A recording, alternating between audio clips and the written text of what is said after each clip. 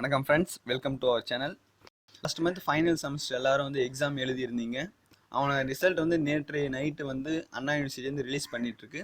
அதன் வெப்சைட் வந்து போய் பாருங்கள், அதை நான் டிஸ்கிரிப்ஷனில் தரேன். அந்த ஸ்டூடெண்ட் கார்னர் ஆப்பில் போய்ட்டு இன்ஸ்டால் பண்ணி ரிசல்ட்ன்ற ஆப்ஷனை கிளிக் பண்ணிவிட்டு போய் பாருங்கள். அதில் போர்ட்டல் ஓப்பன் ஆகும். அதில் register number and date of birth போட்டுட்டு கேப்சா என்டர் பண்ணுங்கள். உங்களோட ரிசல்ட் வரும். அதில் எக்ஸாம் ரிசல்ட் அப்படிங்கிறதுனா உங்களோட ரிசல்ட் வரும். மேக்ஸிமம் எக்ஸாம் இதில் எல்லாரும் வந்து ஆல் பாஸ்ன்ற மாதிரி தான் வந்துருக்கு. ஒரு சிலருக்கு வந்து WHI WH1 அது மாதிரி நிறையா வந்துருக்கு. அதுவும் அதில் கொடுத்துருக்காங்க பாருங்கள். அண்ட் ஃபைனல் செமஸ்டர் எழுதுன எல்லாரும் வந்து மேக்ஸிமம் ஆல் பாஸ் இருக்காங்க. கங்க்ராச்சுலேஷன், எல்லாரும் வந்து இன்ஜினியர் ஆகிட்டீங்க. அண்டு இந்த WH உங்கள் ரிசல்ட் வந்து WH1 அது மாதிரி ஏதாவது வந்துச்சுன்னா அதுக்கான என்ன அர்த்தம் அப்படின்னு பார்த்தீங்கன்னா, WH1 அப்படின்னு வந்து இருந்துச்சுன்னா வந்து சஸ்பெக்டட் ஃபார் மால் ப்ராக்டிஸ். அதாவது நீங்கள் எக்ஸாமில் வந்து உங்களை வந்து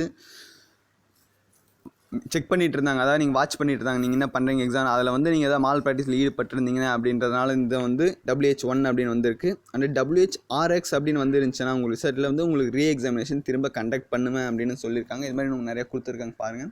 வீடியோ பிடிச்சிருந்தால் லைக் பண்ணுங்கள், ஷேர் பண்ணுங்கள், சப்ஸ்கிரைப் பண்ணுங்கள், மறக்காமல் பெல் ஐகான் ப்ரெஸ் பண்ணுங்கள் ஃப்ரெண்ட்ஸ். நெக்ஸ்ட் வீடியோவில் புது அப்டேட்டோட வரேன். All the best friends, congratulation எல்லாரும் ஆல் பாஸ் பண்ணதுக்கு. தேங்க்யூ.